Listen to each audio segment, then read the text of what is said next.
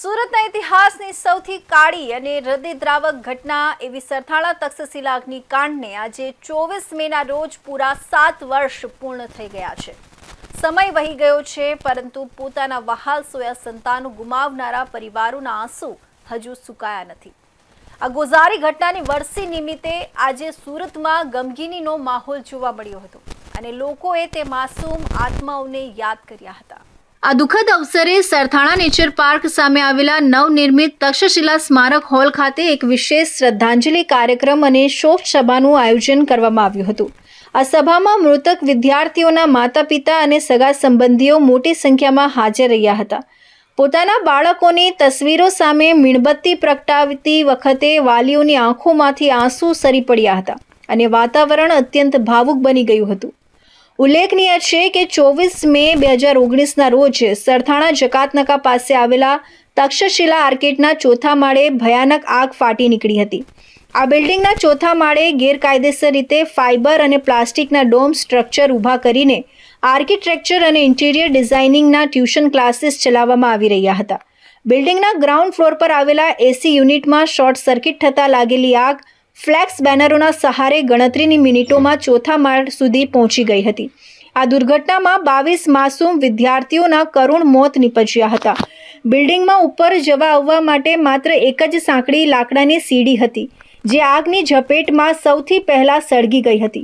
બચવાનો કોઈ રસ્તો ન રહેતા ગૂંગળામણ અને દાઝી જવાને કારણે બાળકોના મોત થયા હતા, જ્યારે કેટલાક માસૂમોએ જીવ બચાવવા ચોથા માળેથી નીચે મોતની છલાંગ લગાવી દીધી હતી, જેના દ્રશ્યો જોઈ આખું દેશ ધ્રુજી ઉઠ્યું હતું।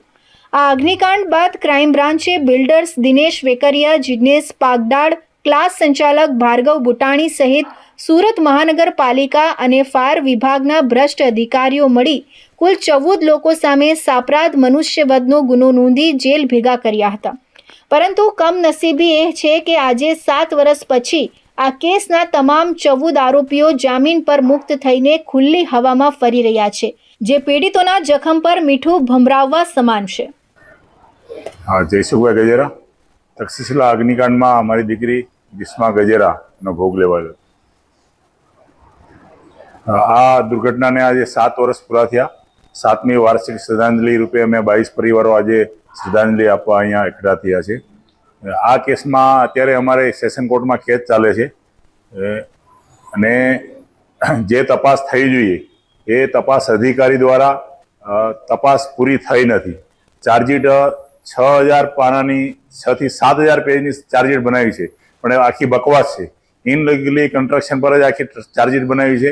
જે મોટા માથાઓની જવાબદારી હતી એ લોકોને આરોપી બનાવવામાં આવ્યા નથી। અમારી વારંવાર અરજી છતાં કોઈ જાતની અમારી કોઈ વાત સાંભળી નથી। કોઈ મોટા નેતાઓને મળ્યા છે તો બી ફક્ત બાંયધરી આપે છે અને આશ્વાસન સિવાય કશું એ લોકો આપતા નથી। આજે 6 મહિનામાં જે કેસ પૂરો થવો જોઈએ એને બદલે 7 વર્ષ અત્યારે સેશન કોર્ટમાં કેસ ચાલે છે। મારું નામ દિનેશ કેવડિયા, યશવી કેવડિયાના પિતા। મારી દીકરી તક્ષશિલા અગ્નિકાંડમાં એનું મૃત્યુ થઈ ગયું। આજે 7 વર્ષ પૂરા થયા છે। 7 વર્ષ લોકો માટે પૂરા થયા છે, અમારી માટે નથી।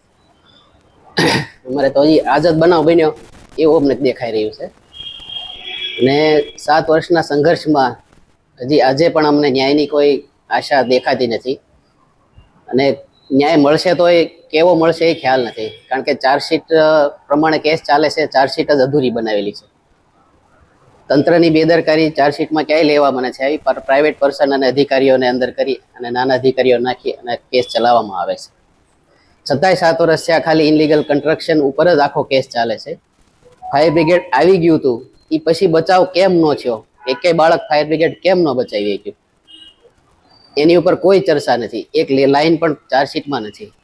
અને આજે ચાર્જશીટ દાખલ થયા પછી 7 વર્ષે ટ્રાયલ કોર્ટમાં કેસ ચાલુ છે। હજી તો ટ્રાયલ કોર્ટમાં ચાલુ છે, હાઈકોર્ટ સુપ્રીમ કોર્ટ તો હજી બાકી છે।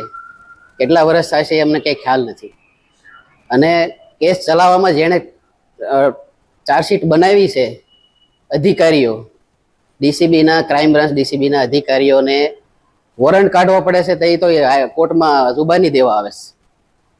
હવે જે ચાર્જશીટ જેણે બનાવી છે એ લોકો જો બની દેવા કોર્ટમાં હાજર ના થઈ શકતા હોય તો પછી અમારે ન્યાયની આશા કોની પાસે રાખવાની? વર્ષ 2021માં આરોપીઓ સામે કોર્ટમાં તહોમતનામું તો રજૂ થયું, પરંતુ ન્યાયિક પ્રક્રિયા અત્યંત ધીમી ગતિએ ચાલી રહી છે.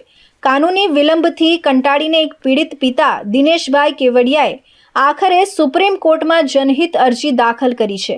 પરિવારોની એક જ માંગ છે કે આ કેસને તાત્કાલિક ફાસ્ટ ટ્રેક કોર્ટમાં ચલાવી ગુનેગારોને ફાંસી અથવા આજીવન કેદની સજા ફટકારવામાં આવે, જેથી ભવિષ્યમાં કોઈ પણ બિલ્ડર કે અધિકારી માસૂમોના જીવ સાથે રમત રમતા પહેલા 100 વાર વિચારે.